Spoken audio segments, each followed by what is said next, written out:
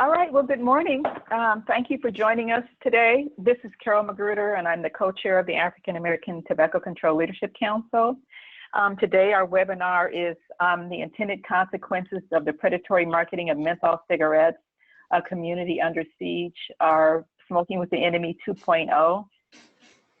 Our group, I just want to tell you a little bit about us. We were actually formed in 2008, and we have a combined experience. As we grow, every year we are dog year, so we've got about 200 years of combined experience. We're made up of researchers, community advocates, academia, community engagement specialists, and we are based in California, but we have been doing national work really since we were conceived in 2008, and we'll soon be celebrating our 10th birthday. At the time that we were came together and coalesced, it just happened coincidentally that President Obama signed the Tobacco Control Act in 2009. And since that time, we have had a national role in the regulation of menthol, as menthol was a flavor that was left out. So we've been at the forefront of this issue, and it actually predating the forming of our group. Our Dr. Philip Gardner was one of the conveners of the first conference on menthol cigarettes that was held in Atlanta in 2002. Dr. Valerie Yerger was actually commissioned by the FDA, the TIPS Act, and was an invited presenter to speak on what the tobacco industry knew about menthol. And I, Carol Magruder, have attended and provided public comment during the initial rollout of the FDA, the TIPS Act, which is the Tobacco Scientific Advisory Committee for the FDA, which is the subcommittee that oversaw what was supposed to happen, the direction of what was supposed to happen with menthol when it was left out of the exempted, the banned flavors for cigarettes. So we are part of a national movement. And these are just some of the cities, the larger cities, but Chicago, which was the first city to come on board with the buffer zone, which prohibited the sale of menthol and all flavored tobacco products within a 500-foot radius of schools, Minneapolis, St. Paul, Baltimore, Berkeley, California.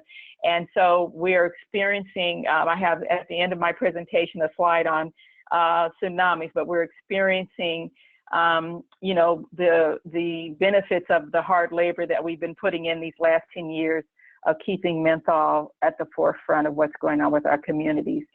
So if industry pushback is a good barometer of effectiveness, then what we are doing is working, because we are seeing an industry pushback and the use of African-American groups, and that's pretty much what this webinar is about today, how to address that this is not a new tactic. It's something that's been done, as was documented in Dr. Valerie Yerger's paper, Smoking with the Enemy. So today's webinar is going to be moderated by Del Monte Jefferson, who's the ED, the Executive Director of NAPTN, and then Dr. Valerie Yerger, Dr. Philip Gardner, and myself will be presenting. So I want to pass it over to our wonderful moderator, Del Monte Jefferson. I'm looking to give him a doctorate. So as I said, he's the Executive Director of NAPTN, which is a national organization that facilitates public health programs to benefit people of African descent. He has an 18-year background in public health program administration. His highly diversified career portfolio includes managing and directing public health programs in North Carolina, Louisiana, and Georgia. He has worked with national, state, and local legislators to help share policies in support of smoke-free establishments and restrictions on the sale of menthol and other flavored tobacco products. Mr. Jefferson was co-chair of the Tobacco Disparities Working Group and is currently co-chair of the Governance Committee of the Southeast Health Equity Council. He is co-founder of the Health Equity Advocacy and Resource Center and a member of the Phoenix Equity Group. He has worked with a cross-section of public and private sector entities to create programs and services that promote a culture of health equity for youth and disenfranchised populations. And I want to say that the AATCLC is a proud NAPTN affiliate. So I want to pass it over to you, Del Monte. Thank you, Carol. Thank you, Carol. Good morning, everyone. It's afternoon where I'm at. I'm over here in Atlanta, and it's afternoon. But good morning to you all on the West Coast and thereabouts. As Carol said, I am with the National African American Tobacco Prevention Network. Our organization has been working as Carol has said, on this whole menthol issue for almost a decade now, and it's almost hard to say that we've been doing this for a decade and having to do this fight, but such as it is. NAPTN is founded. We are here to help work with organizations to facilitate programs, culturally competent programs that benefit communities and people of African descent. And so working against the sale of mentholated tobacco products would definitely benefit our communities and people of African descent. So we are in this fight along with the African American Tobacco Control Leadership Council. We all know that smoking kills approximately 46,000 African Americans each year. And although in California, although smoking has declined steadily in California for African Americans, there's been a 12.5% decline since 1996. Although smoking has declined, African Americans still have very high death rates from smoking. In fact, in California, from lung and cancer deaths are somewhere at around almost 60% for African Americans, which is pretty high. And in addition, there are a lot of groups across the country that are still impacted by secondhand smoke, and African Americans and other priority populations seem to be hit hardest by secondhand smoke. So we have been working, as I said, with the AATCLC and other national groups on the menthol fight. We are very fortunate to have Dr. Yerger, who is also a board member of NAPTN, to help us and work with us. Dr. Yerger is a licensed naturopathic doctor. She's an associate professor in health policy at the University of California, San Francisco. She has researched the tobacco industry documents and has covered a lot about the relationship between the tobacco industry and African Americans. And she's going to talk a little bit more about that, but also about the disproportionate marketing of menthol cigarettes in inner city communities. And of course, Dr. Yerger has provided expert testimony to the FDA and the Tobacco Products Scientific Advisory Committee and about the use of menthol as an additive in cigarettes. She's a recipient of the Truth Initiative's Sybil G. Jacobs Award for Outstanding Use of Tobacco Industry Documents. She is a former health disparities scholar of the National Institutes of Health and the 2017 recipient, that's very current, of the California Tobacco Control Program's Carol M. Russell Award for Leadership and Vision in Tobacco Control. Congratulations on that award, Dr. Yerger, and I turn it over to you. Good morning. Thank you, Del Monte. So you can confirm if I have successfully turned over and you can hear me speaking. We can hear you fine and we Wonderful. Can see slides, yes.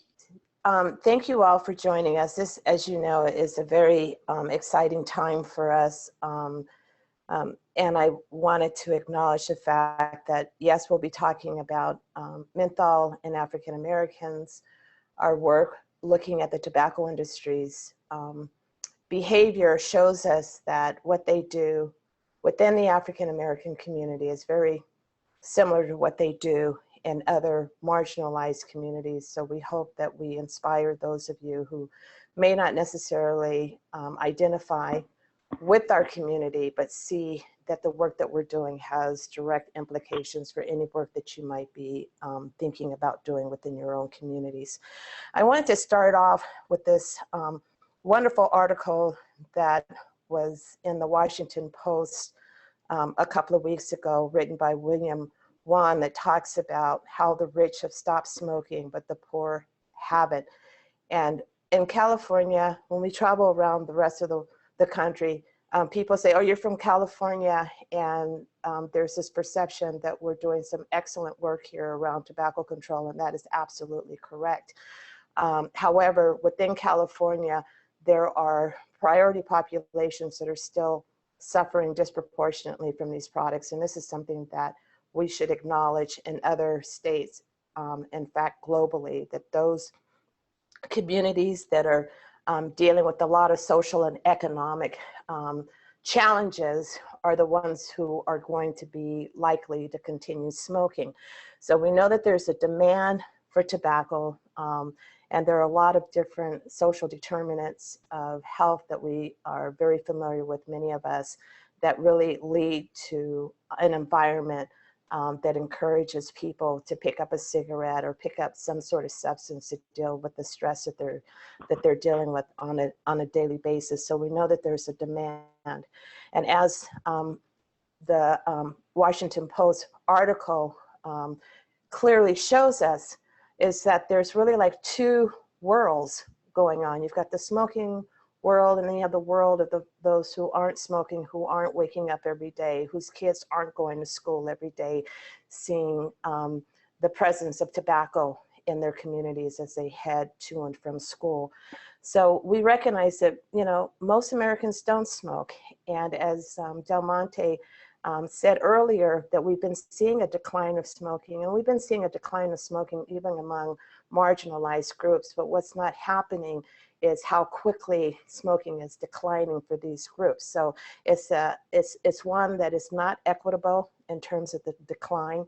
And we know that it's not just African Americans and other communities of color, but it's other marginalized groups, which include those who are living in very low income rural areas, as well as other communities such as the LGBTQ community, which we might talk about a little bit later. But we see that there's a gap that is increasing between those who smoke and those who do not smoke. And as the article stated, that we really have to start with cigarettes if we want to close the social economic gap, especially even around the disparities among low income and more affluent white communities. So I wanted to share with you, as I've established this demand, that back in 1987, and this is a tobacco document for Lorillard, and back in 1987, a lot of people didn't know who Lorillard was. And Lorillard was the company that manufactured Newport cigarettes. And even back in 1987, Newport wasn't very well known, because when it came to menthol cigarettes, predominantly African-American men were smoking Cools, and the women were smoking Salem. So here comes Lorillard with this menthol brand, and they recognized that as a result of the 1964 Surgeon General's report, that people were starting to connect smoking with death. And so those who were much more educated, who didn't have as many of the social economic challenges, were really starting to evaluate their relationship with smoking, and we saw a decline of smoking. However, we didn't see this decline when it came to menthol cigarettes, because it was African Americans predominantly who were smoking these cigarettes. So Lorillard knew that if they were going to compete with the other tobacco companies that were manufacturing their competitor brands, that they were going to have to go where their competitors were.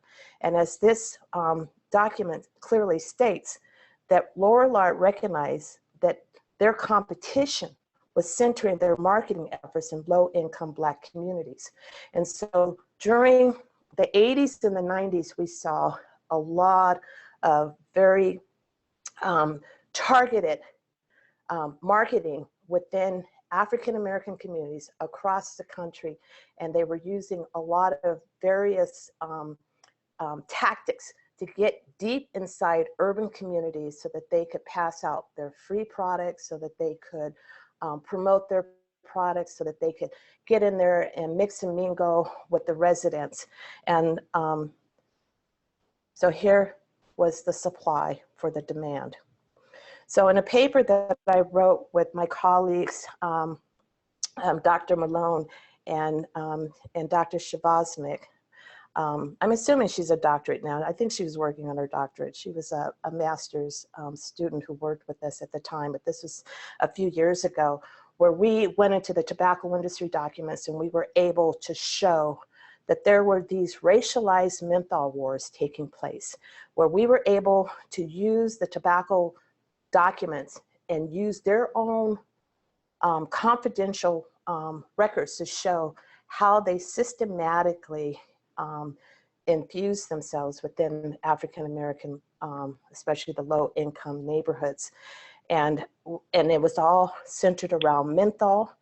And the inner city communities were really what my colleagues and I have said, a very efficient site for these racialized menthol wars to take place, because we were so very concentrated.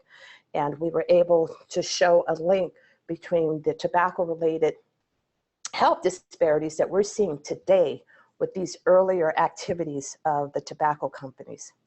Also within the documents, research that we were doing, we were also able to show that it was not just about marketing menthol products. It was about developing relationships with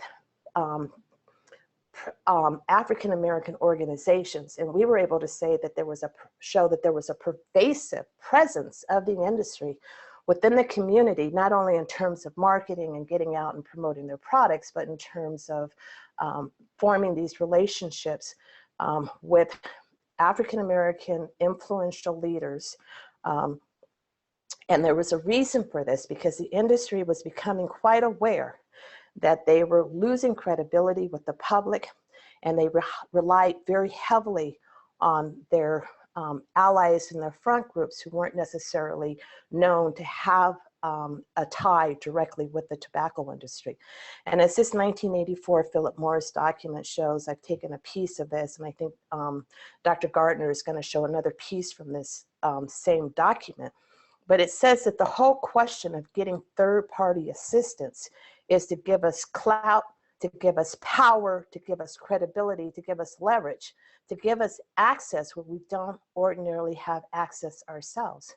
So if you take a look at this date, it's 1984. That's 33 years ago. So the industry has been doing this for quite a while, and we have evidence to show that this is still a very prominent strategy of theirs even today. So the bottom line in terms of the industry forming these relationships with just about every major leadership group within the African American community was to create and maintain this positive image, because if they're giving us money, if they're giving us things that we need, if they're sponsoring our events, it makes them appear to be friendly. And I'm going to attack that in just a moment, because I want everyone here to understand that there are things going on behind the scenes that isn't necessarily evident to people up front. So they're not our friends, I want to say that, but all that they were doing was to give this perception that they were our friends. Another reason why they wanted to build these relationships is to diffuse opposition from within African American communities and to silence their leaders. We'll be able to show evidence of how that is still going on. And also to get African American organizations to act as front groups to assure and build support for tobacco industry policy positions. So as we're moving forward and we're doing, trying to educate the community about the need to take some action at the local level, we see how the industry is interfering with our tobacco control efforts. And this is something that has been the industry's behavior for decades. So this is nothing new, it's just continuing to go on. So as a result of these racialized menthol wars, we see that they were these programs, and it wasn't just Lorillard, it was Philip Morris, and it was Brown and Williamson, and it was R.J. Reynolds. They all had very specific marketing campaigns that were geared towards capturing a larger part of the African American community as their customer base. And we see how effective it was. Because back in 1953, when we look at African Americans who smoke, only 5% of the smokers were smoking menthol cigarettes. And then in 1968, we see that 14% of African American smokers were smoking menthol. And again, this was at the time when cool cigarettes were extremely popular within the African American community. And then it was also a time when the tobacco industry was becoming concerned about the decreasing number of smokers, and that if they were going to maintain any sort of hold and profits within their industry, they were going to have to go after the menthol market. And we see during the 70s that there was a tripling of the number of African-American smokers who are smoking menthol cigarettes. And then in today's time, the number is as high as 85 to 90%, depending on where you go for your data. But the point is that these menthol wars are very effective in getting African-Americans to start smoking menthol cigarettes. I show this slide because I also want to show that we have a concern not only in terms of the African-American community, obviously, but in terms of youth. And I have some additional documents that I will share with you to show how the industry was quite aware of the role of menthol cigarettes in smoking initiation among youth. And so there, on this draft, you'll see middle school students, which is the lighter blue, versus the high school students, which is the darker blue, and it's divided by racial group. And what I want to point out is that among middle schools across all these racial ethnic groups, we see a high use of menthol cigarettes among the youth. And as the youth transition from middle school to high school, generally we see a decrease in the use of menthol cigarettes, but we do not see this decrease among African-American students.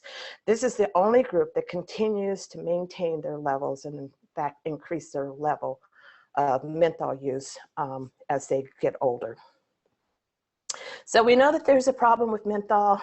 It has been established, it's well documented. We know that menthol cigarettes play a huge role in getting young people who might not normally pick up a cigarette to pick up a cigarette and to continue smoking. We know that these menthol products are disproportionately used by communities in color, the LGBTQ community, and we know that menthol has a very intimate relationship with nicotine and helping to maintain the addictive power of nicotine and making it more difficult for smokers to quit smoking.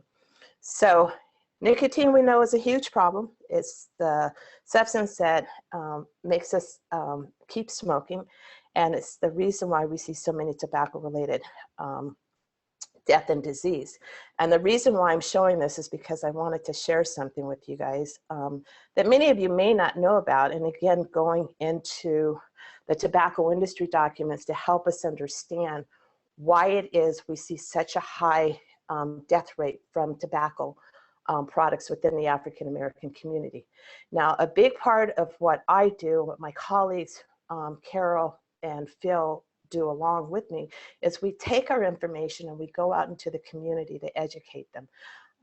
And very often we have to make multiple trips to get people to start listening to us about tobacco, because there are so many acute issues going on within marginalized communities that people don't want to talk about tobacco. They don't want to hear about tobacco because they think that gun violence is a bigger issue. And it is a big issue. It's a very big issue if you just lost your son or your niece or your neighbor to gun violence. And I live in a community where I hear gunfire all the time. So it is very real for people. But we have to show them why they do need to hear us about tobacco. And so when we can show that tobacco deaths are incredibly problematic for our community, especially when compared to gun violence and death from gun violence, AIDS, and other non-tobacco related cancers and accidents. If you take all those other things and combine them, you still do not come close to the number of African Americans who die from tobacco. So I can say to my community that there are 47,000 of us who are living today who tomorrow will not be here because of tobacco. So that starts to capture attention. And I'll show you another thing that will capture attention when you start talking to people about this, this tobacco problem. Again, revealed from the tobacco industry documents. One of the things that I was trying to understand early on in my career was, why are we seeing such high rates of tobacco-related diseases when you look at African Americans, they don't smoke as many cigarettes per day, they start smoking regularly later in life. And then this is all in the literature. I was also seeing in the literature that there might be a genetic disposition for us. And I didn't quite buy that because I felt that there's so much genetic variability within the African American community that you cannot say that we all have a certain genotype. And that's why we're seeing a susceptibility to tobacco. But I did appreciate the fact that those of us who have darker skin color have higher levels of melanin. And so I went into the tobacco industry documents, and guess what I found? I found that the industry had already been aware for quite a while that there was a relationship between melanin, the substance that gives us our skin color, and nicotine.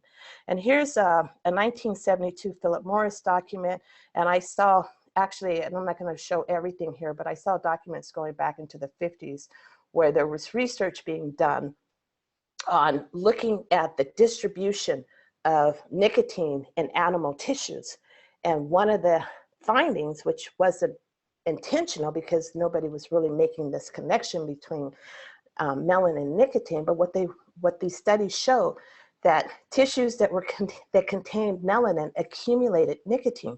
So here's a 1972 document. It was a research grant from the Swedish Tobacco Company, and the project title was The Accumulation of Nicotine in Tissues Containing Melanin, because they wanted to observe this a little bit closer.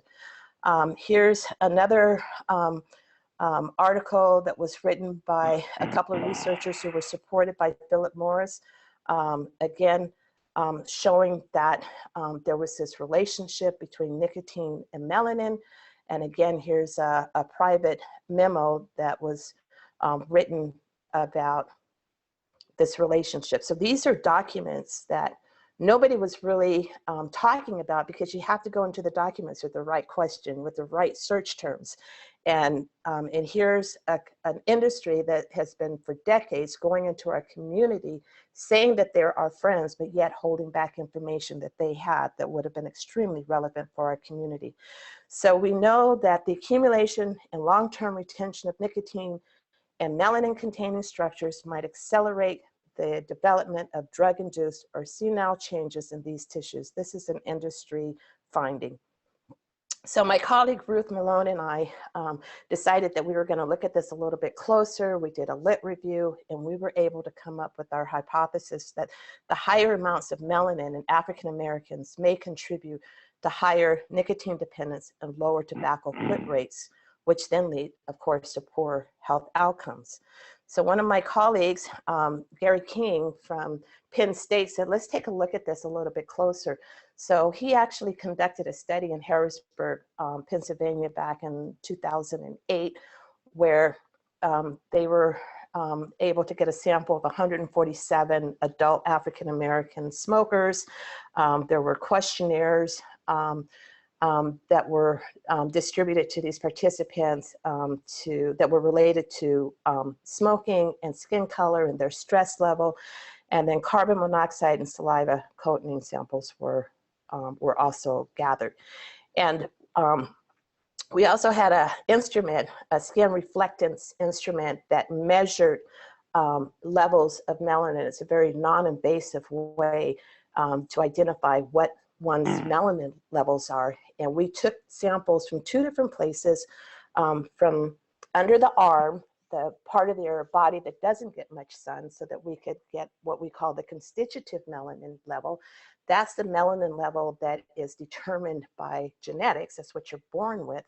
And then we also took measurements from the forehead to gather information about the facultative melanin. And the facultative melanin is the melanin that is a combination of your constitutive melanin plus whatever levels are increased because of your exposure to sunlight. And what we found was extremely fascinating. We did not see any real relationship between the constitutive melanin and any of the other variables that we were looking at, but we were able to show a statistic and significant relationship between facultative melanin and the number of cigarettes smoked, the nicotine dependence, and also the amount of exposure to nicotine. And the facultative melanin is, as you might have gathered, is the active melanin. It's the melanin that is very dynamic. And we thought that this was extremely interesting because even within the own tobacco industry documents, it talked about the fact that melanin looks molecularly very similar to one of the precursors of nicotine. So when there's nicotine in your body, and you've got melanin that's actively being created, there's this confusion that's going on between nicotine and assuming that this melanin is a precursor for additional nicotine. So it's very, very, very interesting, and just something that definitely needs to be looked at more closer, and research opportunities for sure. So we know that there was an attempt at the federal level to try to reduce tobacco use among youth and also among minorities. We do not have time to get into this, but by the time that President Obama signed the Family Smoking Prevention and Tobacco Control Act in 2009, it had been amended. The legislation had already determined that there was going to be an elimination of flavored cigarettes, excluding menthol, of course, and I know many of us know this already. So the amended legislation that President Obama signed basically put menthol at the top of the to-do list for the FDA. But granted, the FDA had already determined that it wasn't going to ban menthol, and so maybe just going through the motions to just satisfy those of us who were yelling and screaming about the fact that this was a very racist thing to do, to exclude menthol, and because menthol was disproportionately used by African Americans.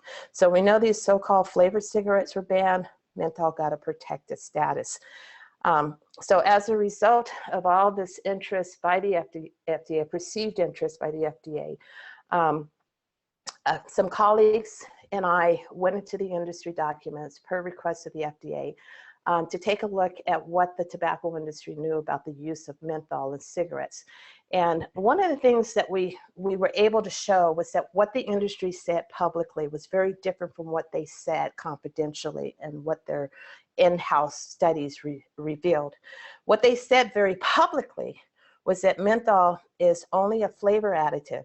And this is a 1982 R.J. Reynolds document that was a PR document. And it says that, it acknowledges the fact that menthol has been used as a flavor additive since 1926, and that there's no evidence that menthol has any effect on the smoker. And then we see publicly Jane Lewis, who was at the time the senior vice president of Altria, at a TPSAC meeting, the Tobacco Product Scientific Advisory Committee for the FDA, was at a meeting back in 2010. And again, she says it's just used as a flavor and only added to their flavor recipes for their cigarettes. So menthol is only a flavor additive, or is it?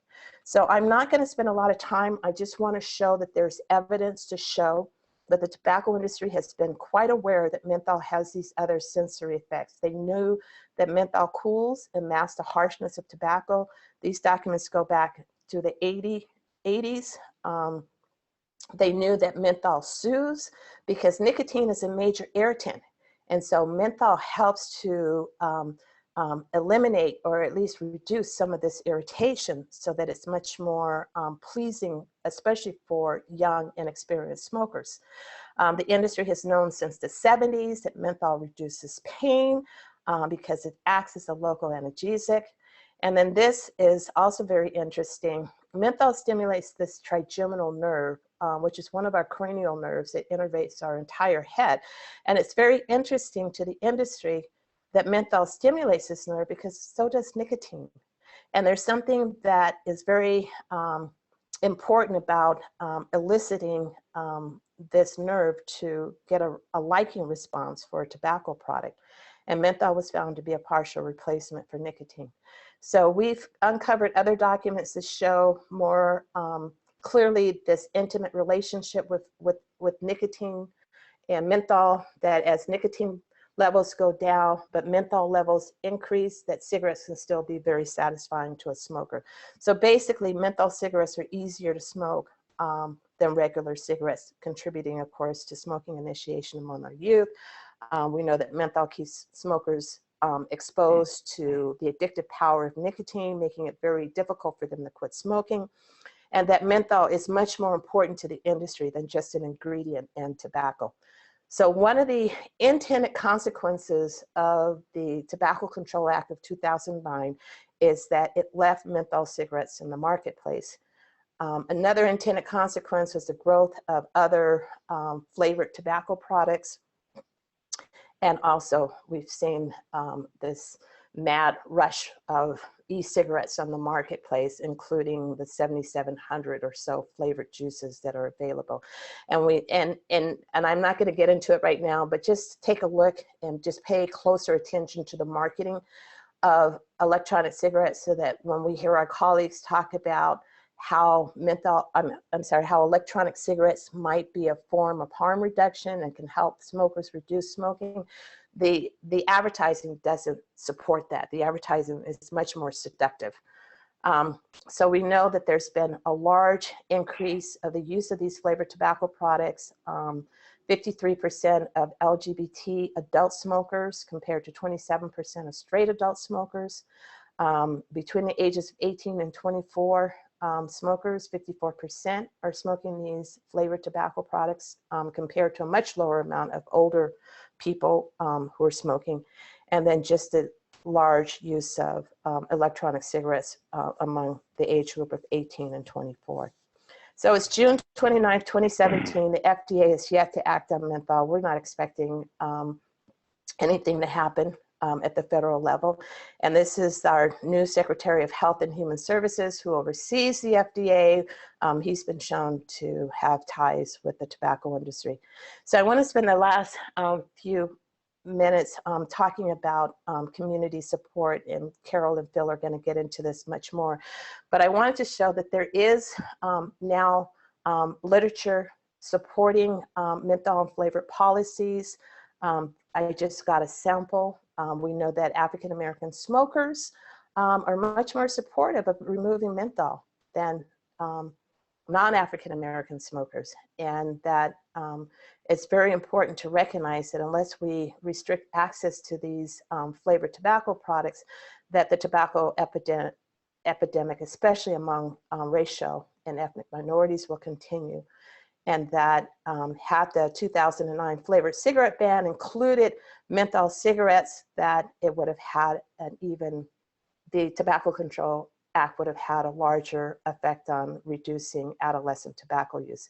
So it's important to just get out there and engage with the community. So wherever the community is, you have to go and you have to provide the information to them, but you have to present it in a compelling way that is meaningful to them. And as we go and we talk about menthol, it's very easy for us to get the attention of those who are who identify with one of the groups that are disproportionately burdened by these products. But it's also, and this is what my globe, this halfway under the ocean, is that some of us are receiving the sunlight, others are not. We're struggling. So how do we get it to a place where all of us can be pulled up out of the ocean? And you see that there's diverse hands there, because it's going to take all of us to get this issue handled. And we have to engage those communities that don't necessarily see this as their problem. So it's important in this regard to frame menthol as a social injustice, and also to also remember that, you know, by focusing on kids, that too is a social injustice, and to just engage everyone across the board, including our public health leaders and our grassroots and our voluntaries and everyone who has something at stake in reducing the use of tobacco. So when it comes to dealing with Newport and menthol in general, what we have been forced to do, because the federal government didn't do it, is to really do something at the local level. This is just a snapshot of the jurisdictions across the country that have taken some sort of action to prohibit the sale of menthol cigarettes. So at the local level, we cannot make any determination of what goes into a product or can't go into a product.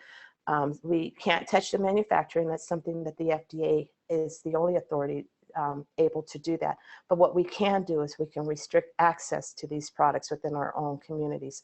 I want to give a shout out to Stan Glantz. I don't know if he's on the call, but Stan has been following this issue with us for years, and he attended an event that the AATCLC did, a community event up in Sacramento a couple of years ago, and he heard firsthand how we've been, as he likes to say, crisscrossing the country, helping to support local efforts. And he says, no, you got to bring this to San Francisco. So we had an opportunity through the San Francisco CAN initiative to do some work specific around educating the community, San Francisco communities, about the harms of menthol cigarettes and other flavored tobacco products. So San Francisco CAN was initiated through University of California, San Francisco's Comprehensive Cancer Center, but it's a collaborative with the San Francisco Department of Public Health, with community-based organizations, working with community advocates and activists, and it was just a perfect opportunity for us to become part of this and to focus on doing something around menthol cigarettes, because San Francisco CAN is geared towards identifying innovative ways of reducing the cancer disparities within the city and county of San Francisco. So because of the work that we've been doing, we already knew that there were some potential policies that could be considered.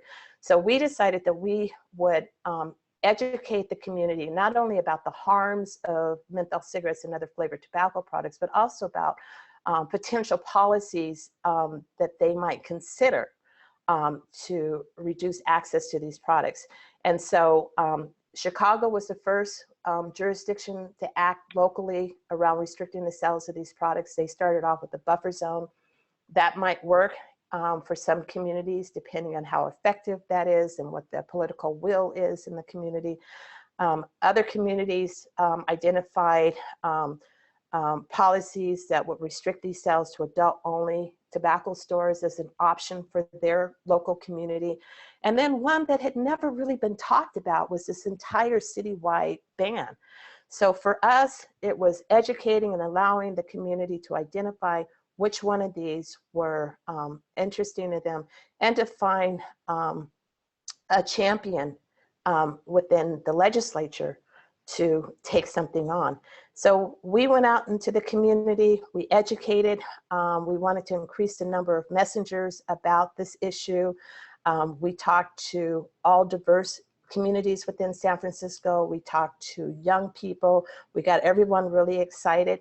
I also want to give a special attention to Maddie Scott, who is the Executive Director of Healing for Our Families in Our Nation. She has taken on gun violence. She's a San Francisco resident, but her work not only focuses locally, but she is known nationally as a leader on this issue, primarily because she unfortunately had lost her son unexpectedly to gun violence while he was attending a graduation party in his own neighborhood. And I point her out because, as I said before, we're constantly having to show communities that are dealing with acute issues about the need to focus on tobacco. And here Maddie is sitting in one of our community forums as we're talking about tobacco, and she's understanding this on a totally different level. So she's not saying that gun violence is no longer important. She's saying that is important, but so is tobacco. And so we just have to reach out and just allow people to identify how they can contribute something, even if it's a very little something, but how they can contribute to this, because it takes all of us to do so. So on April the 18th of this year, Supervisor Malia Cohen introduced a citywide ban to restrict the sale of flavored tobacco products, including menthol cigarettes. And she got it right away. We learned that she is very passionate about this. So when you're looking for someone as a champion, they have to be able to articulate what the problem is and why it's a problem. And Supervisor Cohen just gets it. And we were, some of the work that we've done, that Carol Magruder and I had done in the past, we were able to bring that forward. This is a resolution that was passed by Delta Sigma Theta sorority back in 2013. I am a member of Delta Sigma Theta sorority. I introduced this resolution through my local chapter, the Berkeley Bay Area Alumni Chapter, which is across the bay in San Francisco Bay Area. And this was adopted at the chapter level. We then submitted it for consideration at the national level. It was passed in 2013, where we have 40,000 members attending our national convention in Washington, D.C., and there was not a single solitary objection to this resolution. And you see that it focuses on prohibiting the use of menthol, because at the time in 2013, we were still trying to get the FDA to take on some action. But because of this resolution, we've been able to continue to educate the members of the sorority. We're 250,000 strong. And it's very useful when you need someone who can speak on behalf of the organization to show up at a hearing and talk about the importance of taking some sort of action to keep these products out of our communities. And so here is a member of San Francisco Alumni Chapter testifying at a subcommittee hearing on June 14th of this year. Last year at their national convention, the National Association for the Advancement of Colored People adopted a resolution. This was put forth by Carol Magruder. And this whole process started when Carol was the president of the Berkeley chapter of the NAACP. And the reason why she got involved and why I got involved in my sorority was because we had information that needed to be known by our community. And we went to organizations that had the mission of trying to increase the health and social conditions of African American communities. And so last year at its national convention, the NAACP adopted a resolution. And this time it was focused on local efforts, because last year we knew that we weren't going to get any additional support from the FDA. So we really directed our focus towards local efforts. And so this resolution also calls for the support of local chapters to get involved with legislative activities that are happening in their own backyard to restrict the sales of these products. And then they can show up at a press conference. This is Dr. Jonathan Butler.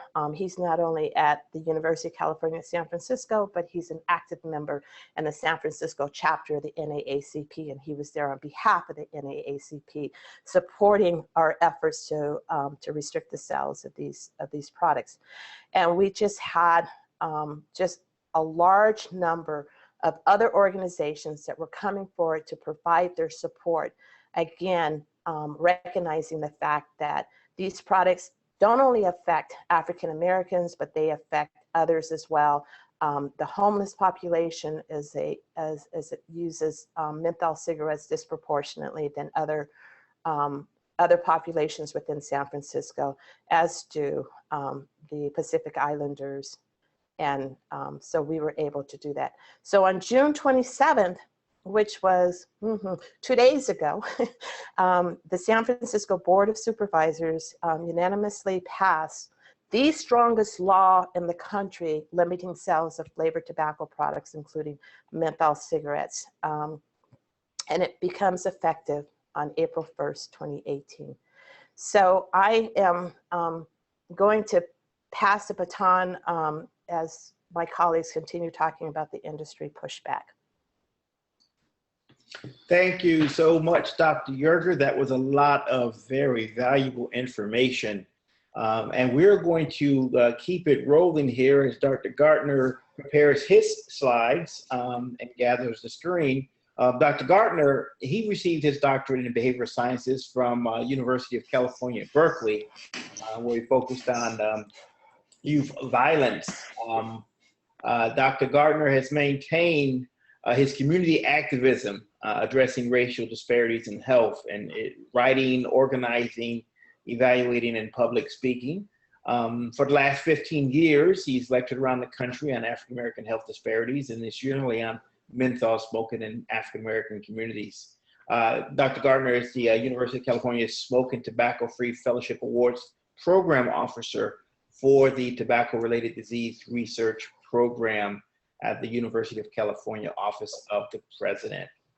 Another focus of Dr. Gardner is the triangulum, which is, of course, the intersection between tobacco, marijuana, and electronic cigarettes. And so for our next presentation, we're going to hear from Dr. Phil. Look, thank you, Del Monte. And let me just thank all of you who are on the phone and have called in for this webinar. I also want to thank my colleagues, Valerie Yerger and Carol Magruder, who actually, frankly, made a lot of this possible. I'm gonna drill down, and I'm not going to talk directly so much about menthol, but I'm going to talk about what Valerie had done years ago, and we're beginning to see more of it now. And I guess the punchline here, what I'm going to end with this, and I'm going to start with this, is that even though that we're making some progress, as it was shown, there's still many Black leadership groups that are still smoking with the enemy. And moreover, I'm going to go into what I would say is their political line, and such that when you're in your local neighborhood or your city council, or you get into a fight with these guys, we at least have some ammunition to fight back with. So it's already been mentioned, but I think it's important to give the shout out. Paper written in 2002 by Dr. Yerger and Dr. Malone, African American Leadership Group, Smoking with the Enemy. What was so amazing about this paper is that, and they used the term virtually every African American leadership organization. When you look at the list in that group, and this is why we're not going to spend this time, please look at the article, but there was very few African American groups that don't take money from the tobacco industry, and that they've made a rule of thumb to get this done as many places as they can. Clearly, this was from the tobacco industry documents that they went through. And the punchline, and most of you know this, and Valerie went over it in some detail, is that African Americans increased their smoking, especially menthol cigarettes, and Black organizations were often in the forefront in defending the tobacco industry. The National Urban League, the NAACP, National Black Chamber of Commerce, 100 Black Men, the Congressional Black Caucus, Allegheny Dance Troupe, we could go on and on. HBCUs take money, everybody. So this is a fact. But what I thought was most interesting, and what I'm going to do today, is focus on just a little of this. Yes, there's a lot of poverty and racial discrimination. We've spoken to that. There's segregation and police brutality. There is the national political apparatus. Indeed, the Office on Management and Budget actually redlined the 16 pages of the new deeming regulations that were put forward by the Center for Tobacco Products. Those 16 pages all had to do with menthol and flavored tobacco products. Gottlieb, who's the new head of the FDA, has previous ties with the e-cigarette industry. Valerie's already mentioned Tom Price, who we know has voted against the Family Smoking Prevention Act and has taken money from the tobacco industry. And then, of course, there's the predatory marketing, which many of you know about who are on this call, of singling out African Americans and selling products in our community cheaper and having much more advertising. But today, what I want to focus on is Black leadership organizations that are taking money from the tobacco industry, and not just in the general sense, but what's actually going on right now. This is a slide I borrowed from my colleague, Valerie Yerger, of why they do this. And I've always been impressed by this slide. I'll read it to you.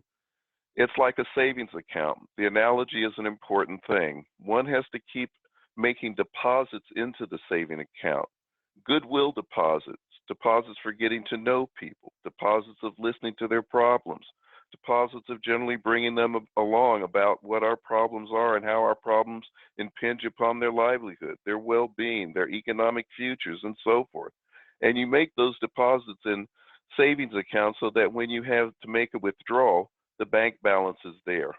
And this is Philip Mart's document from 1984. That's what they've been doing in our community, and that's what they continue to do today, or at least some of them do. I realize. I guess the question that is posed to us today is it the changing landscape or the same old, same old? I'm going to suggest to you that it is both. We've heard earlier, and I just want to, again, give a shout out to both Valerie and Carol. It was Valerie's leadership in the Delta National Meeting in 2013 that led to the nationwide resolution, and it was Carol's tireless work over literally 10 years or so in the NAACP that led to the passage of the national resolution last summer. These are major breakthroughs.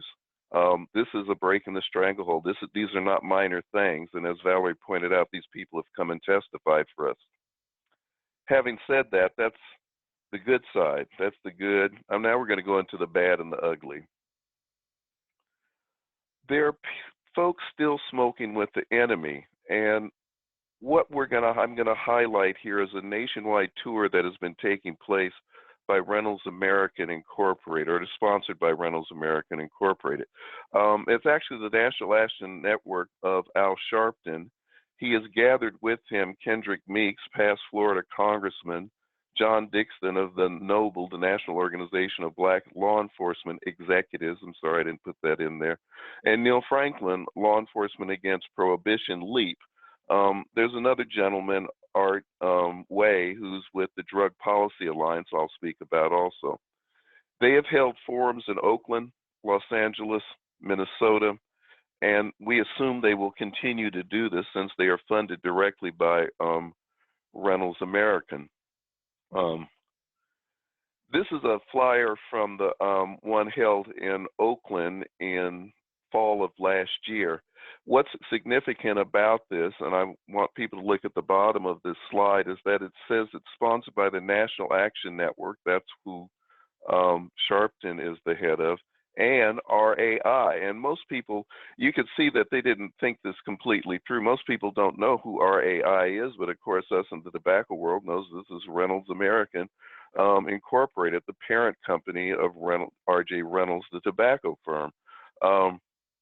The next day, we attended that meeting. I won't go into all of that. The next day, they held a meeting in Los Angeles, which Carol Magruder went down to and spoke at. In this one, there is no mention of Reynolds America. It became clear that they want to keep their things covered. And if you notice on both of these, and I think this is right, there's no mention of menthol at all, even though that's what they're going to essentially talk about. They then followed this up in January of this year in Minneapolis, Minnesota, and again, there's no mention of RAI, but you can see all these players here. What I want to do for you, and I'll do it shortly, I know that we've already taken a lot of your time, is go through who the folks are and the money connection here, and then we're going to go through what their political line is and the critique of that. So even though Al Sharpton started the meeting in Oakland and Minnesota, and I would assume in LA, that he says, let's be clear, I'm not taking a position. Well, that's pretty hard to do when the tobacco industry is funding your national tour. Also, his national conference, which was held this past April in New York City, was one of the sponsors was RAI, again, Reynolds. And what's most interesting to me is that the closing workshop, the last event at the conference, was a workshop run by RAI. Here is a copy of the listing of that, and you can see boldly that Reynolds American Incorporated Services, Lakeitha Anderson, is a registered lobbyist for Reynolds America, was leading that workshop. And of course, the title, "Right Decisions Right Now, Be Tobacco Free," it's actually pretty bad and pretty sad to lie directly to people as they have been doing. Kendrick Meeks was a major speaker and has been on this subject. Kendrick Meeks, he's a former congressman in the House of Representatives in Florida. Actually ran against Marco Rubio for senator and lost. But over the years that he was in for 4 terms, over the years, the tobacco industry has given him over $200,000. We have the data on that. And then in the 2009-2010 campaign, he received more money than any other member of Congress, except a Republican from North Carolina. Clearly, the tobacco industry has put a large investment in Kendrick Meeks, and he's essentially the main speaker in the Al Sharpton tours that have been going on. Then there's Ben Chavis, and many of us go, oh, wow, Ben Chavis, the ex-head of the NAACP, how could he be involved with this? Well, Ben Chavis, who, interestingly enough, was only the past president for a year with the NAACP and was asked to resign, and now is the current executive director of the National Newspaper Association. National Newspaper Association received over $250,000 from Reynolds American, and actually we have the documentation of that. They actually tout it on their website. So clearly, he's still smoking with the enemy. John Dixon of Noble, the National Organization of Black Law Enforcement Executives, part of the tour. I actually got executives in this one. Noble has always taken money from the tobacco industry, and then of course they list Reynolds as one of their sponsors on their website. Okay, all of these folks have tobacco industry ties. Neil Franklin, former Maryland state policeman, works with LEAP. Now they've changed their name a few times, and we can get back into that. But RA already donated $75,000 to them last year, and of course he's part of the Sharpton National Tour. Then there's Art Way, the Drug Policy Alliance. Art was a panelist at the National Newspaper Association Conference on Criminal Justice. It again was hosted by Reynolds America, and again he's part of Sharpton's National Tour. I point all these people out to say that there are people not only still smoking with the industry, they are smoking with them currently and in our face. So what has happened is over the last year or so, a new, what I would say, political line is coming out of the tobacco industry, and that is the unintended consequences line. It's been spoken at these things, but it's actually written down. One was titled Prohibitions and Bans and Serious Unintended Consequences. This was published at the National NNPA website in June of this year. And then 2 days or 3 days later, that was by Sharpton and Ben Chavis, something that Jesse Jackson signed on to with Ben Chavis at thyblackman.com, which is a website folks should go and check it out. What's interesting about both these pieces, they are verbatim the same piece and say the same things. And I'm going to go through the highlights of what they say, or might want to call it the lowlifes of what they say. And yes, Jesse Jackson, Push, and Rainbow have taken money for years from the tobacco industry, and I didn't go into it because this is more current. What you're going to find, and you're going to find testimony. We found this in San Francisco. We're going to find this in other places. We expect to hear it in Oakland. We're going to hear it in other parts of the country, that banning menthol will further criminalize Black youth and increase contact with police, saying that they're going to say that a Black man or a Black woman sitting on a bus stop can be arrested for possession of a menthol cigarette, and this is an increased Black presence with police, and these folks really want to curb that. Secondly, they're going to argue that prohibitions don't work, and that having a prohibition against menthol will be look what happened with alcohol prohibition in the 1920s and the early 1930s. And then, of course, there's going to be creation of a black market that people are then going to start bringing in illegal cigarettes to sell, particularly menthol cigarettes. What they end up saying is that while we're for tobacco control and we don't want people to smoke, but we're not for, eliminating menthol cigarettes. Well, let me just say, I'm not going to spend too much time on this, and because I know we've already spent enough time, is that remember, and it's been mentioned a couple of times, they talk about the unintended consequences. Let's be clear. Remember, the intended consequences of smoking is death and disease. That's why these things are sold. And that's why they have to get replacement smokers. They're usually youth, and youth, we know, generally, not generally, over 60% start with menthol cigarettes. So in response to them, and think about this in your local level areas, banning menthol and other flavored products will not criminalize black youth. The restrictions that are in place in San Francisco and that have been proposed in other places are restrictions on retailers'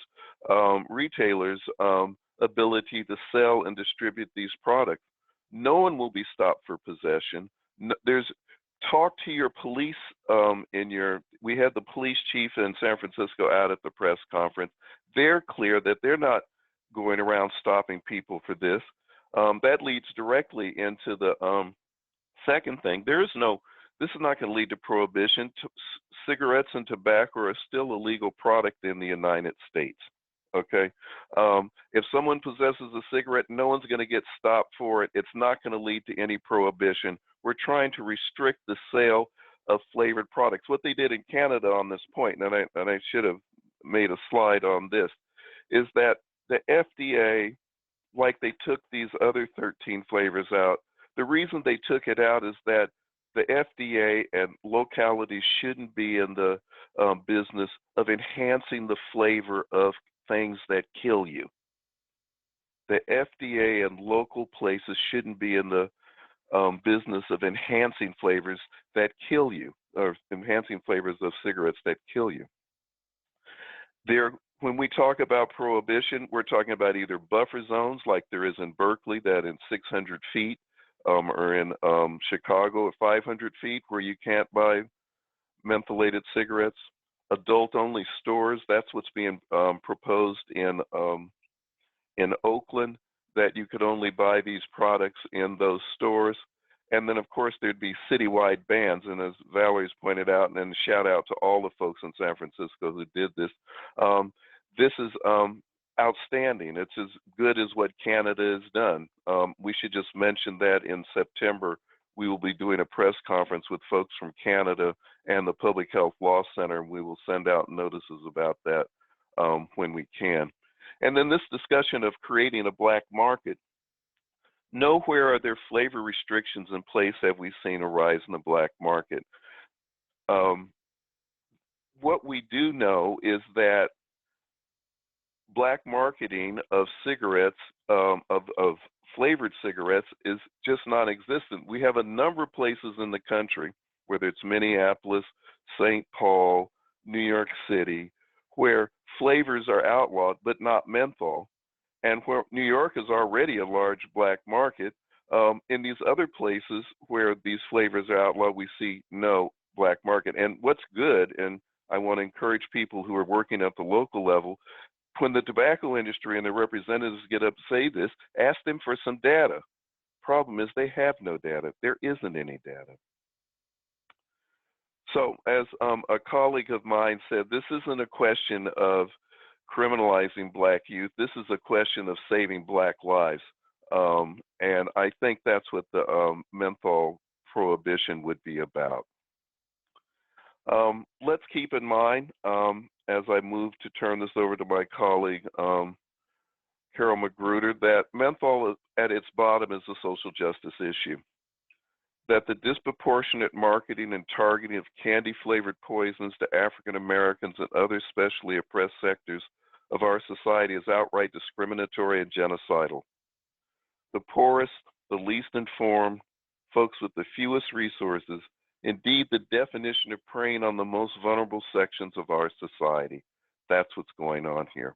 Let's be clear that if menthol were banned, hundreds of thousands of lives were saved. Great study done. These are even if just 30% of the people who are smoking menthol cigarettes today were to quit using cigarettes, the other 70% can go on. If only 30% did it, over 500,000 lives would be saved, and over 250,000 African Americans would be saved. So my take-home message is that Black leadership organizations smoking with the enemy, frankly, it's deplorable. We've broken the stranglehold, but we still have a long way to go. And with that, I'm going to turn this over to my, I guess it's to Del Monte. Del Monte, you're the man. Thank you, Dr. Phil. We definitely appreciate that part about smoking with the enemy. I was in Minnesota when Al Sharpton and Meeks were there, and it was an opportunity to kind of set them straight and let them know the same arguments that you said, Dr. Phil. To see it in person was something else. Right now, we're going to hear from our last speaker today, manager, activist, researcher, and writer. Mrs. Magruder. She's experienced in the field of tobacco control, transnational tobacco issues, public policy, social marketing, media advocacy, parent training, health education, community capacity building. The list goes on and on. Carol's a seasoned veteran of California's tobacco control experience. She worked tirelessly, of course, with the successful passage of California's 2016 tobacco tax. She is a founding member and co-chair of the African American Tobacco Control Leadership Council. She was honored with the Martin Luther King Civic Engagement Award for her work in tobacco control in San Francisco. She's a past recipient of the Jefferson Award for Community Activism and Tobacco Control. And in 2007, she was the American Legacy Foundation, or the Truth Initiative's National Honoree for Community Activist of the Year. Carol, we'll turn it over to you. We see your slides, Carol, but we don't hear you just yet. Mute. Yes, I had to unmute myself. Hello again, everybody. Hello.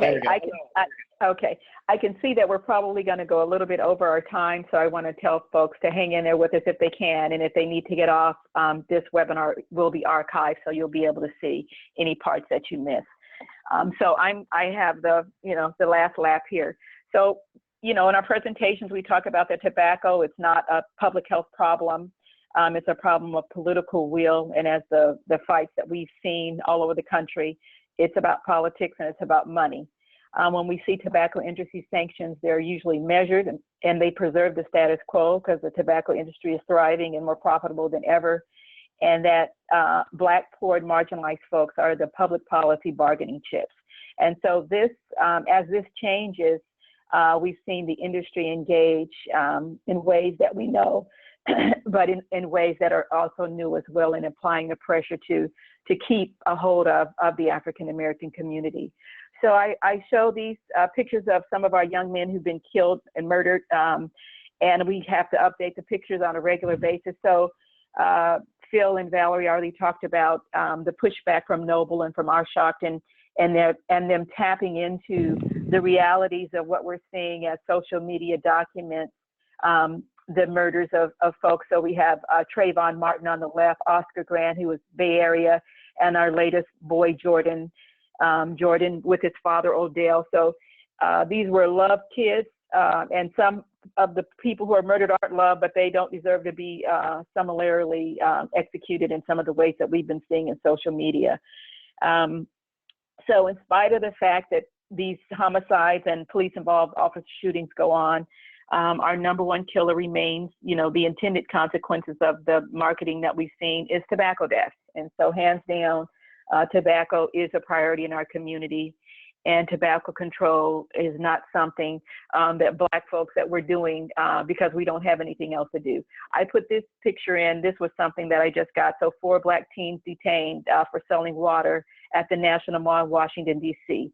So we, rather than let the kids sell some water, our young people are being harassed in many places for nothing. And so them saying the industry rhetoric and using some of our leaders that this is just going to be one more thing, and therefore we should not do anything to protect the 45,000 Black folks who are dying, who are people who are here with us today, who will not be here with us tomorrow, and the recruits that they're recruiting to replace those folks, that we should do nothing, is just in its face ludicrous. So as I said, tobacco control policy is not just something that we do because we don't have anything else to do. We want to make ourselves feel useful. It is really a problem. I want to remind you, and so we have different folks on the call. We have a lot of community people on the call who aren't familiar with tobacco control, and that's wonderful. We're up to 169, and so, you know, we want to remind people that the tobacco industry, they are federally adjudicated racketeers, and they appealed this and it was upheld, and that they have marketed and sold their lethal products with zeal, with deception, with a single-minded focus on their financial success, and without regard for human tragedy or social cost that success exacted, and that the evidence shows that they have not ceased engaging in this unlawful activity. So we want to know, how does Noble, NNPA, the National Newspaper Public Association of Man, how do they hang out with these federally adjudicated racketeers? And do they really think that the biggest wolf of all is going to help protect the sheep? Or is this simply a turf issue? And we feel it is a turf issue.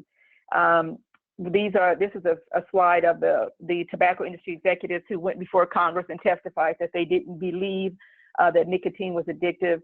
And they were federally adjudicated racketeers under the laws that were created for racketeer influenced corrupt organizations to nail the mafia. I use this slide, The Godfather, which is one of my favorite movies, and the premise of that was that the Godfather didn't want to bring drugs in, and the other families did because, and this is the slide when they were making the peace, and the conversation was that, you know, they would keep the drugs out of their communities, and they would leave that to the coloreds because they have no soul anyway. And so, and this has been this is what the tobacco industry has done as we have seen with Smoking with the Enemy, racialized geography. So how does Noble, which is our national organization of Black law enforcement officials, how do they have on their website their partners Reynolds American? How is that so? And this is a picture of the new police chief in San Francisco who attended our press conference there, who is going to be involved with us in setting a model of enforcement around these laws as they roll out in San Francisco. So I would love to see Noble to take a bigger role in helping to reform some of the police departments that need reforming. Doing nothing to protect the health of our children is not going to solve these issues that our nation is facing and that we must deal with. I want to spend some time talking about the National Newspaper Publishers Association, which is you know, another line from The Godfather. It's business, you know, it's not personal. So our Black media, it's personal. They were created to help us to get our freedom in this country, and they were sustained us through the civil rights movement. And they were the first African-American journal was published in 1827, Freedom's Journal, when we were still enslaved, and many of us could not even read, and we were forbidden to read and write. But we wanted to plead our own cause and to speak our own truth. And so this is the legacy and the history of our Black press and the trust that they have in our community when they report or don't report the real news. So this is from the website of the Black press, which is part of the NNPA. And you'll see that they also have proudly displayed Reynolds American as one of their partners. I also wanted to include, they have Bill and Melinda Gates Foundation. So that's very unseemly that those two funders would be supporting the Black press. And so the Black press is well aware of that the tobacco industry are federally adjudicated racketeers, because the remedy, which we still haven't got to yet, they actually filed an amicus brief so that they could be recipients of some of the media dollars that are going to come down the pipeline one day when the tobacco industry has to apologize to U.S. citizens about the role that the things that they've done as federally adjudicated racketeers. So this is the amicus brief that was filed for the NNPA, And so they absolutely do know what the tobacco industry does, even though they have decided to partner with them. This is from their own amicus brief documenting some of these internal tobacco industry documents that we've been talking about. They must continually keep in mind that Newport is being heavily supported by Blacks and the under 18 smokers, many of whom were given free cigarettes by Newport, and that they would be on thin ice should either of these two groups decide to shift their smoking habits. This is another part of their amicus brief when they talk about that there are two groups of Blacks that we're becoming polarized. So there's an elite and an underclass, and that the inner city Black smokers are resigned to a future which permits only modest aspirations. Younger adult inner city Black men seem to have fewer goals than the females. From their discussions, it was evident that most of these men had surrendered their dismal fate rather than actively seeking a solution. And so I would suggest that perhaps some of the elites are still trading our underclass, our lower income Black smokers who have less of an education, they're bargaining them off so that they can have funding for their organizations or for themselves personally. This is also from the amicus brief that the NNPA filed. The success of Newport has been fantastic during these past years.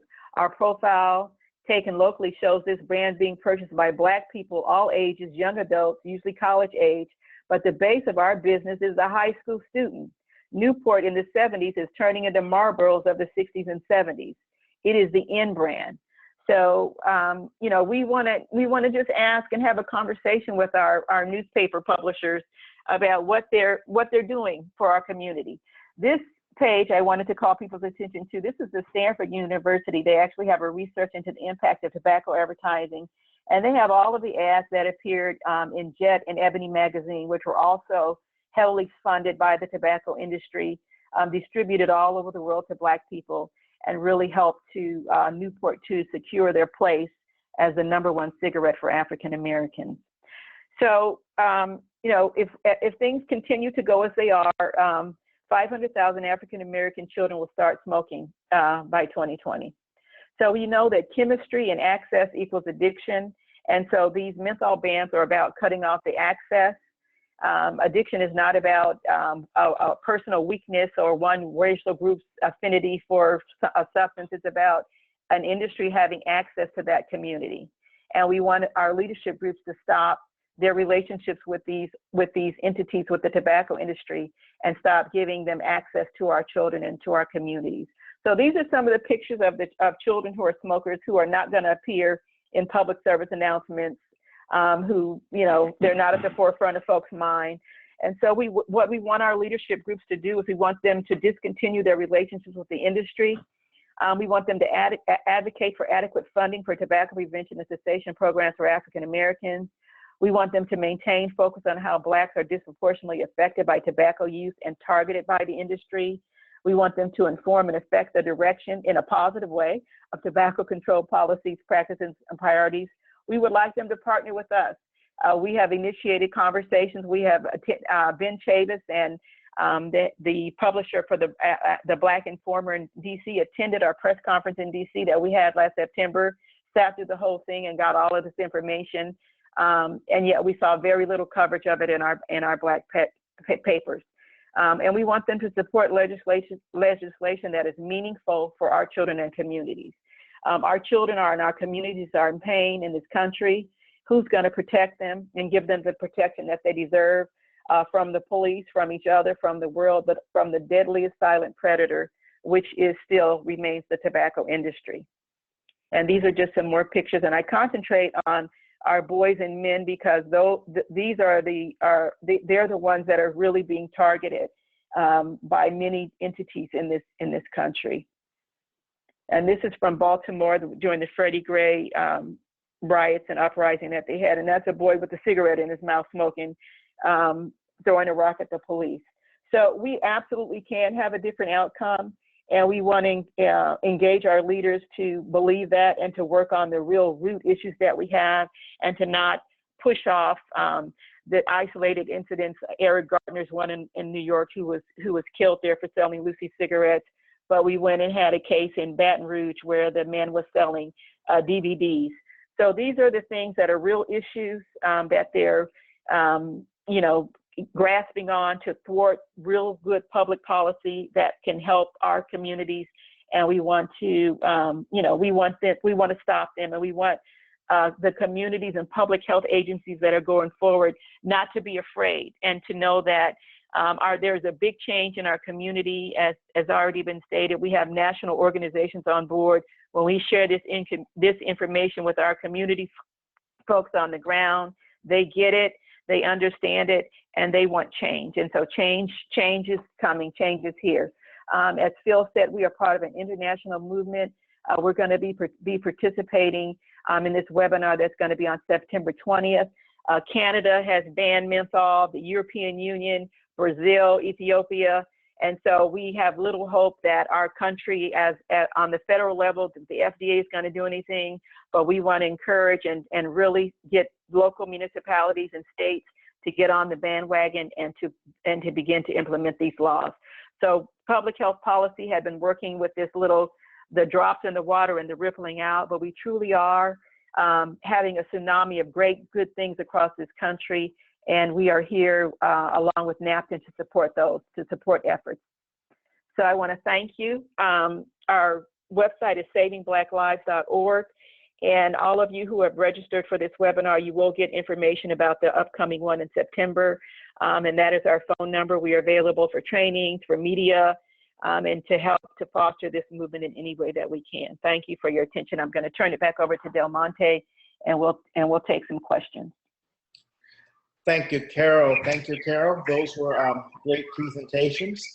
And at this time, we'll have any questions and answers. There's a question and answer box. If you could go to that question and answer box and put your question there, that way I can read it and we can share it with the group.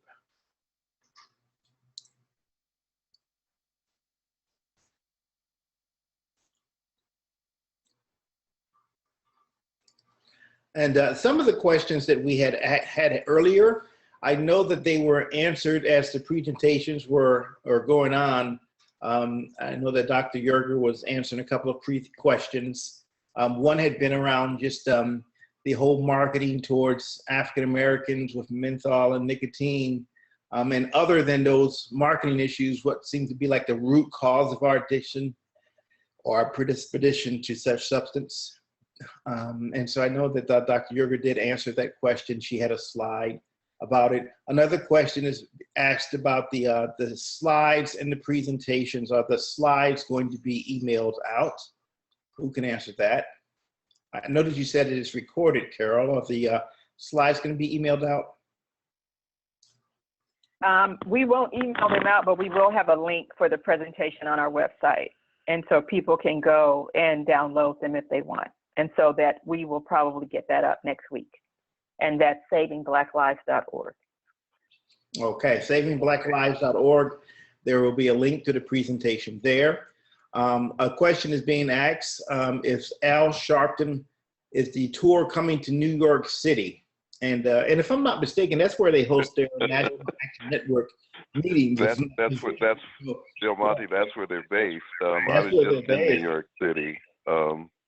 I was just in New York City a week or so ago, working with the folks there. Shout out to Kevin, Mary, and Deidre. We did a great educational.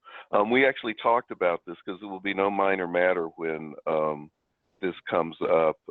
I know there's some discussion in New York about how to bring about, they already have a flavors ban in New York. There's now a discussion after my presentation and some of the work that we did at the National Conference on Tobacco Health is how they might bring this discussion up in New York. And so that's what's going on now. So yes, if it does come up, we would be right on their home turf and territory. I think they're very aware of us now. I think they're intimately aware of us. I think they actually probably had somebody attend the forum that I spoke at where there was about 100 people. So yes, we know we're ready. Yes. Okay, all right, all right. There is another question, further information about the Oakland ban. I know that Dr. Yerger was talking about that earlier. Can you discuss the Oakland ban and the resistance, or if there was any resistance there? Well, I mean, I'll just, do you want to go ahead, Val? I mean, I was actually responding to another another question, so you know just as much as I do. Go ahead, Phil. Yeah, no, where we are now, this was initially going to go forward a few weeks ago, and then 5 days before it was to go forward, it was pulled from the agenda. The rationale being that there's major budget discussions going on in Oakland, and they'd have to see how this fit. Quiet as kept, though, we became aware that there were conversations taking place by Black leadership groups with Black elected officials, both in Oakland and in San Francisco, trying to move this off the agenda. Now, even though it's moved off the agenda, there's a possibility that it will come back up this summer. We were supposed to know. This was supposed to be finalized yesterday. As of today, we don't know if it's coming back up. If it does come back up, it will be on the 18th. You can be assured that the NNPA and the other representatives that Carol, Valerie, and I have talked about from Black leadership groups will be there. We held a, even though it didn't come up in the Oakland City Council, there was a open testimony time set aside for it since it had been agendized, and I guess for about a half an hour, numerous people got up in support of this. Let me just say, and one thing, and I realized I didn't do this in my presentation, and we didn't have much time. There's two other vocal groups that will play a role in this, and one is the realtors that spoke out forcefully in all the places we've been about how this will affect retailers. I always get that wrong. I apologize. And I think it's been pointed out to them that we should be concerned about saving lives, kids' lives, saving Black lives, and not about revenues of these folks. And then maybe they should find other things to sell. And then secondly, and Carol addressed this and Val addressed this somewhat, the e-cigarette phenomenon, the vaporists will come out and say, well, if you take flavors off the market, people won't be able to use the cessation tool. From my vantage point at the University of California, Office of the President, Tobacco-Related Disease Research Program, most of the articles that I've read on this show that people who start using e-cigarettes often go on to regular cigarettes, but even more importantly, become dual users. So I don't think that is a supportable argument, but people should be aware of that. Let me leave it there. And okay. This is Carol. I wanted to add in something else with my comments is that we want to, at this point, we still want to respectfully engage these organizations that are doing these practices, and that, we need our Black press. And so we want, at the press conference that Ben Chavis came to, their question was about, the national foundations were there, Tobacco Free Kids, Truth, that there wasn't, when they looked on the boards of these foundations and groups, there wasn't enough African-American folks and people from priority populations, and that the revenue dollars, the advertising dollars that are spent are not spent with our African-American press, that we're invisible. And so that those arguments do have some merit, in that we want to, some of this is a family conversation that that we have to have with our leadership groups, and some of it, there are pressures and there are supportive things that can be done by public health agencies, by public health departments that have a media budget. And so, to ask the question, to spend your dollars with our Black media because they are very important, and that and to ask the question about their practices around tobacco.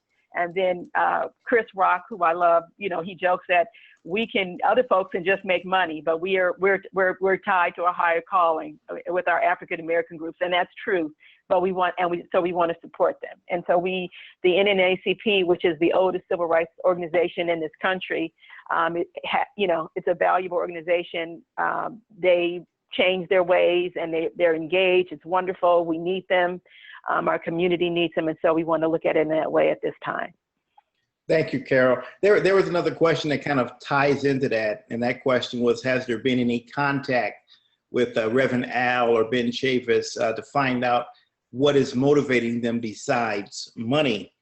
And I think I agree with what you just said. We do need to have further conversations. We need to sit down. Right now, it looks as though money is the motivating factor, but we still need to have those closed door conversations with them. Because I can tell you this, at the Minnesota meeting, and I know you can attest to the same thing, Carol and Dr. Yerger, when we saw Reverend Al, the community was outraged. So they were trying to convince the community that banning menthol would criminalize African-American youth, but the community wasn't having that. They were not in agreement with that at all, but yet they still wrote those articles that Dr. Phil was representing and talking about, saying that, you know, this is going to criminalize, it's going to create a black market.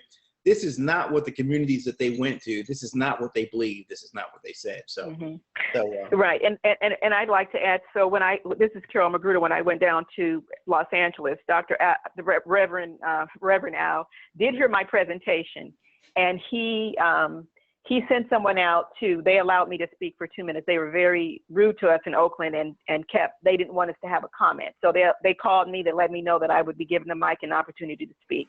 After I spoke, Reverend Al sent someone out to ask me if I would participate in a debate, which I said yes. So Reverend Al has a radio show. He also has a program on MSNBC. He's very media savvy. And I would love for him to engage us, to have a real conversation about this. If it's something that he feels is so important that he is willing to spend his time and energy to travel around the country, then I think that he should speak with the experts in his community, which is us and you, about this issue. And so if he is in disagreement with what we're proposing, what is he proposing? Because doing nothing is not an option. So if they don't think that what we're doing is the right thing to do, what is the right thing to do? And we haven't heard that. And this is leaders, people who are thinking every day about our community. Yeah, go on, Val. Do you guys see my screen?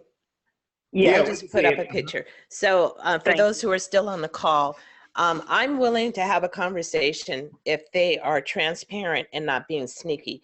So when Al Sharpton and his panel came to Oakland, to a little black church to have this discussion, that a lot of members of the community came to this event thinking that the topic at hand was going to be police brutality. But the first thing out of Al Sharpton's mouth is banning menthol cigarettes. People were very confused and some of them got very upset. And I saw lurking at the back of the church this white man in a suit. And I had one of my mentees try to get a picture of him without looking like she was taking a picture of him. So this first gentleman is a friend of hers who positioned himself in front of this guy so that we could get a picture. And this is actually who we were looking for.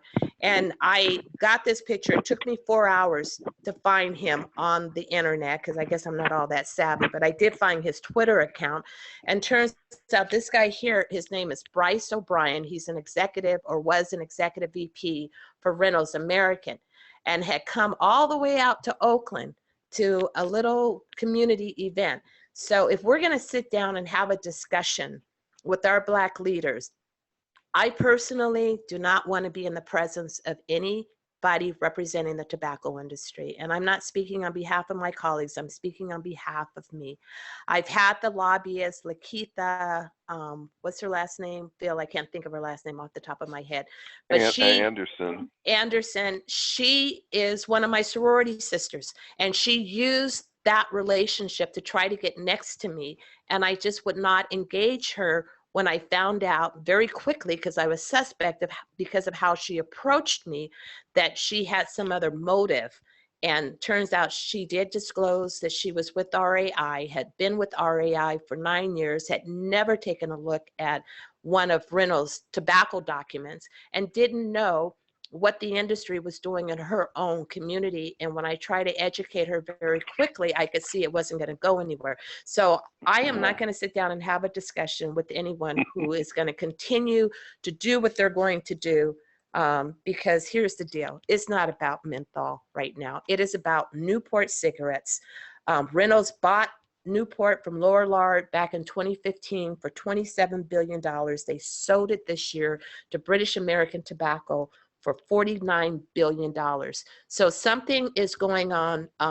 British American Tobacco is now in the United States. They've been doing their predatory marketing and exploiting Africans in Africa. So they've gotten very good at doing that. And now they're here on our in our own backyard. So we don't know what's coming down the pipeline, but we know something is up, because nobody's going to invest this kind of money without having some intentions of making sure that they protect their profits. Thank you, Dr. Val. And then to that same vein, another question was asked about a link of today's presentation being sent to the Black Caucus of Congress and the Black Caucus of State Legislators. And so, I just let me just say a word about that also. I thought about, we looked at one side of this equation. You notice that slide I had. We didn't talk about the FDA and the Manasseh Nations and the federal government. We didn't talk about the tobacco industry, really, other than they're giving money to Black folks. But what Valerie brings up on the arrival of BAT in the United States will be important.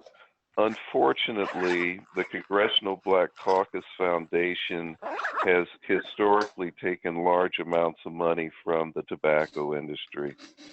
And while there's been some positive movement at the local level in California, where the Legislative Black Caucus, only of the 10 or 12 people, maybe it's 14 people in that caucus, only 2 take money from the tobacco industry.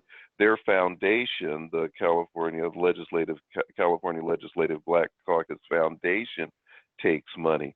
And it's actually, the CBC has been for lack of a better term, and it's not a good term, is a role model that other groups have emulated and thing. It all comes back to the thing that Valerie and Ruth wrote some time ago, that they sought out and made an investment in virtually every African-American leadership organization, and now they're collecting on it. So back to the initial question, and so certainly we can send it to them. I'm not sure it'll have it. Back to the initial question, should we sit down and talk with them? If they would like to sit down and talk with us, they know how to find us. I think what's true, and I'm going to merge the two things, Val, they're so deep in with the tobacco industry. Even if we were to sit down and talk with them, I'm not convinced that it's more placating us. They're not going to give back $250,000. It's just, and even though they aren't the industry, Val, it's just like the industry. So let me leave it at that, and I think we should probably wrap it leave up. it alone. Yes. Yeah. And we do have Congresswoman Karen Bass out of Los Angeles, who was she was the first African-American speaker of the California State Legislature. She has been a strong ally, and this is the thing, is that there's so much going on the national level now, that to get, this, and that's why this is so important, that this is a local fight, because you need to be able to look your elected official in the eye, see them out at the grocery store sometimes, and have them have that closer relationship to their communities. The further up you go, the harder it is to get anything done. And there's just too many pitfalls that you fall into. But we definitely will be in contact with our congressional folks, and we're working with our own here in California, our Black legislators here, the state ones, about doing this on a statewide level. So that's coming. Thank you, Carol. Any final words as we wrap up? I've gotten a couple of requests for the melanin article. Carol, I'm sorry that I don't know the answer to this, but is our article on the Saving Black Lives website? Yes, and so we recently switched over, so some of the links aren't working, but the article will be. So all of the African Americanization of menthol and racialized geography, smoking was the enemy, they will be available on our website. There'll be a link and you can download them. So we're still working some bugs out, but they have been there and will be back.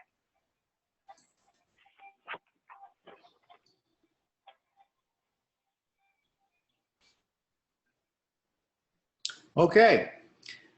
Well, thank you everyone for being a part and for hanging in there. A lot of you all hung in there even after the time limit that we had said, and we want to thank you for participating and being a part of this very informative webinar. Again, links for this will be on savingblacklives.org. We ask you to go there and check in. We also ask you to keep us informed if you hear of the Sharpton tour or any of these other sneaky attempts of the industry to infiltrate our communities coming up. Thank you so much. Thank you, everybody. Have a good day. Okay, goodbye.